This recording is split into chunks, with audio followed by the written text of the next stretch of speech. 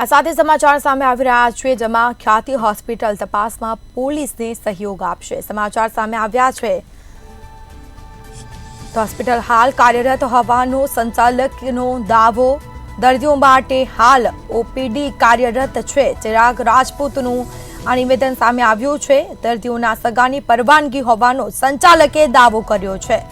સંચાલક પાસે કેટલા હેલ્થ કેમ્પ કરાયાની માહિતી નથી.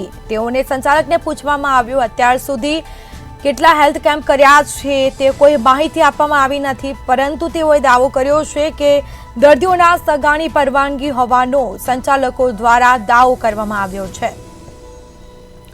તો હોસ્પિટલ હાલ કાર્યરત હોવાનો સંચાલકે દાવો કર્યો છે. દર્દીઓ માટે હાલ ઓપીડી કાર્યરત રાખવામાં આવી છે. હોસ્પિટલ ગઈકાલની જે ઘટના બનેલી હતી પછી પોલીસની જેવી સઘન તપાસને બધું ચાલે છે. ગવર્મેન્ટના આદેશ પ્રમાણે જે પણ અમારા તરફથી એ લોકોને સહયોગ જોઈએ છે અને જે તપાસમાં જરૂરી કાગળ ને બધું છે એ માંગણી પ્રમાણે અમારા જે બી અધિકારીઓ છે એમને પૂરતા પ્રમાણમાં આપી રહ્યા છે અને પૂરા પ્રમાણ એમને સપોર્ટ કરી રહ્યા છે. હોસ્પિટલ અત્યારે કાર્યરત છે.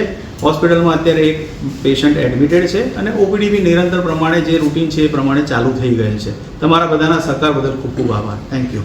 અચ્છા, ગઈકાલે જે પ્રકારે ટીમ દ્વારા તપાસ કરવામાં આવી, પ્રાથમિક તબક્કામાં એવું જાણવા મળ્યું છે કે જે બી પીએમજે કાર્ડ હેઠળ કરવામાં આવતું, માત્ર આધાર કાર્ડ લઈ અને દર્દીઓની સારવાર બતાવવામાં આવતી હતું, આવું જાણવા મળ્યું છે. શું માનવું છે? આ વસ્તુ તદ્દન ખોટી છે અને એની વધારે તપાસની માહિતી આપણને પોલીસ તરફથી મળી જશે.